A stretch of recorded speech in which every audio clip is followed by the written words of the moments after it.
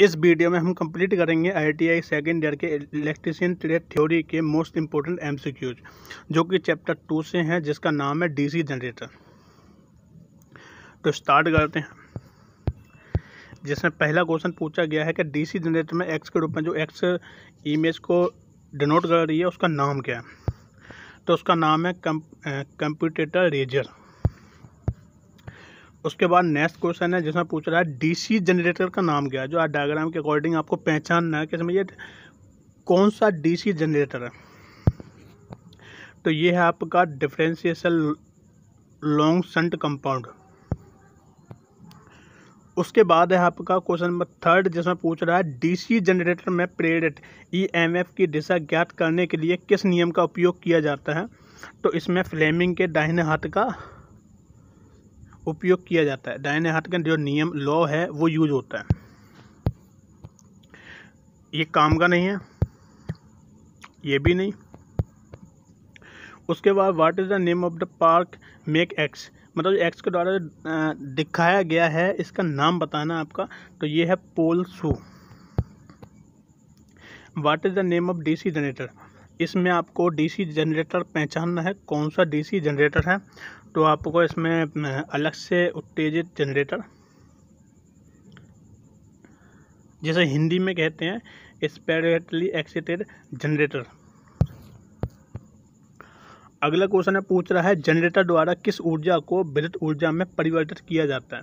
तो जैसा कि आपको पता है जनरेटर में अपन एक फ्यूल को डालते हैं जिसके द्वारा वो मूविंग होता है और एक बिजली पैदा करता है। तो वो मूविंग होता है जो मैकेनिकल एनर्जी है, उससे वो एक इलेक्ट्रिकल एनर्जी देता है, लेकिन उससे पहले उसमें फ्यूल डालते हैं। तो ऑप्शन नंबर डी को देखो कि यांत्रिक ऊर्जा, यानी कि वो मूव करता है, यानी कि मैकेनिकल एनर्जी से वो इलेक्ट्रिकल एनर्जी देता है। तो ऑप्शन नंबर डी बिल्कुल सही है। उसके बाद है क्वेश्चन नंबर 9 जिसमें बोल रहा है DC जनरेटर जनरेटर फील्ड का नाम क्या है। मतलब जो फील्ड आपको दिख रहा है ये क्या नाम है इसका। तो ये संचयी यौगिक जनरेटर। अगला क्वेश्चन DC जनरेटर का सिद्धांत क्या है, मतलब उसका किस सिद्धांत पर वर्क करता है। तो ये फैराडे के विद्युत चुम्बकीय प्रेरण का नियम पर कार्य करता है। यानी कि एक फैराडे थे, फैराडे ने जनरेटर का आविष्कार किया था। उसके बाद देखिए आप क्वेश्चन नंबर 12 को, जिसमें है चुंबकीय क्षेत्र की दिशा ज्ञात करने के लिए किस नियम का उपयोग किया जाता है। तो इसमें है आपका फ्लेमिंग के दाएं हाथ का नियम। उसके बाद अगला क्वेश्चन है जिसमें पूछ रहा है DC जनरेटर के भाग का नाम क्या है। तो उसमें है ऑप्शन नंबर बी जो कि है योक या फ्रेम। मतलब जो इमेज दिख रहा है ये एक फ्रेम है, तो आप फ्रेम कह सकते हो। उसके बाद है 4 पोल DC जनरेटर के डुप्लेक्स लैप बाइंडिंग में कितने समानांतर रास्ते हैं। तो इसका आंसर सी रहेगा जो कि 8। इसके बाद जो इमेज दिख रहा है क्वेश्चन नंबर 15 में है कि जो इमेज दिख रहा है इसका नाम क्या है। तो इसका नाम होता है आर्मेचर कोर लैमिनेशन। उसके बाद है DC जनरेटर में इंटरपोल कैसे जुड़े होते हैं। तो इसमें आर्मेचर के साथ श्रृंखला में जुड़े होते हैं। ऑप्शन नंबर ए बिल्कुल सही रहेगा। आगे है क्वेश्चन नंबर 17 जिसमें कह रहा है एक स्वयं उत्तेजित DC जनरेटर में अवशिष्ट चुंबकत्व की आवश्यकता क्या है। तो ऑप्शन नंबर ए बिल्कुल सही है, वोल्टेज का निर्माण करने में। क्वेश्चन नंबर 18 में कह रहा है कि DC मशीनों में वे कौन से बिंदु हैं जो ब्रश संपर्क के प्रतिरोधों को मापते हैं। तो इसमें जो ब्रश और कंप्यूटेटर के बीच प्रतिरोध, ऑप्शन नंबर सी सही है।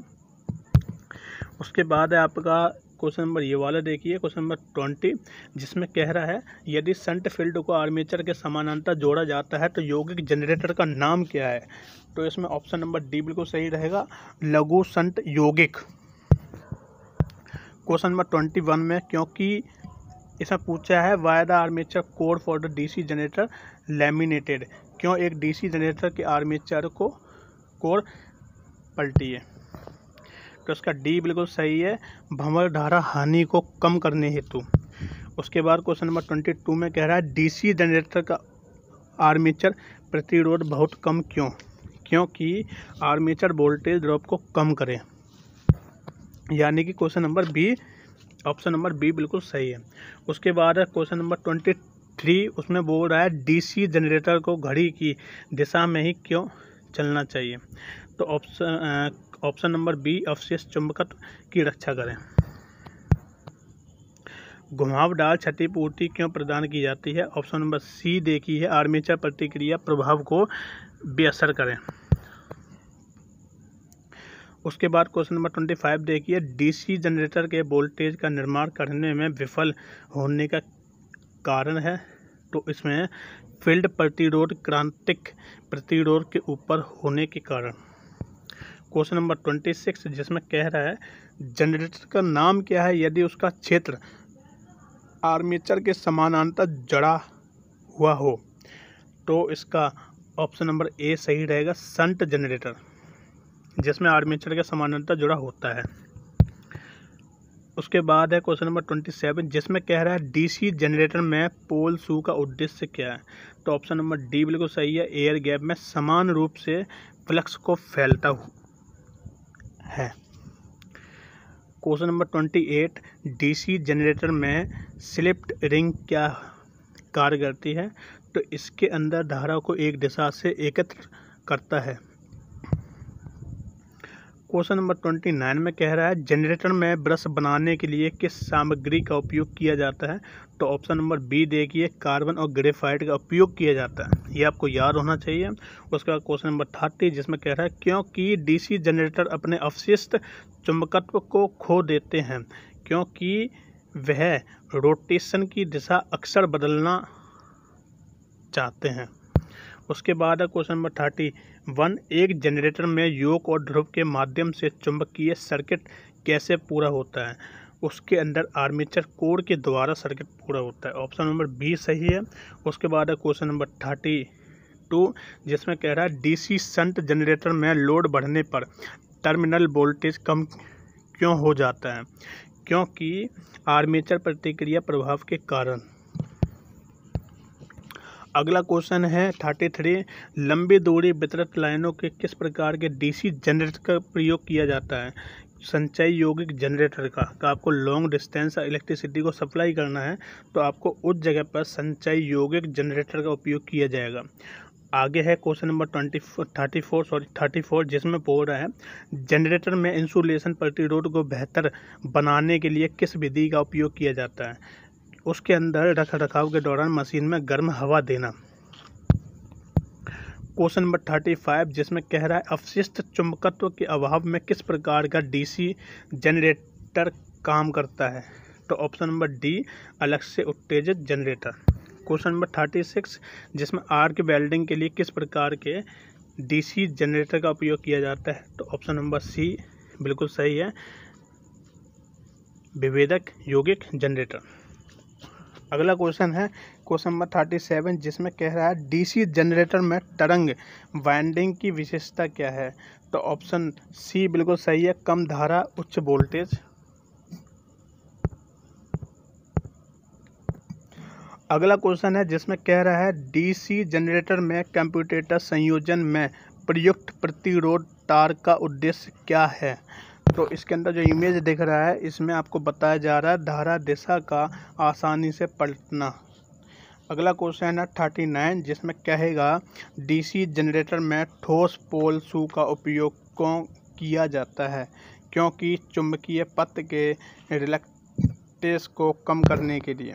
उसके आगे है क्वेश्चन नंबर 40 जिसमें कह रहा है बड़ी क्षमता के डीसी जनरेटर योक बनाने के लिए किस धातु का प्रयोग किया जाता है।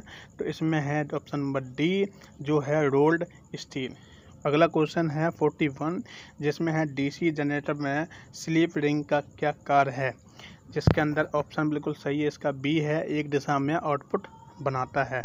उसके बाद क्वेश्चन नंबर 42 है जिसमें कह रहा है डीसी जनरेटर में किस प्रकार का वोल्टेज गतिशील रूप से प्रेरित होता है। तो ऑप्शन सी बिल्कुल सही है, अल्टरनेटिव वोल्टेज, पर जिससे हिंदी में प्रत्यावर्ती धारा या वोल्टेज कहते हैं।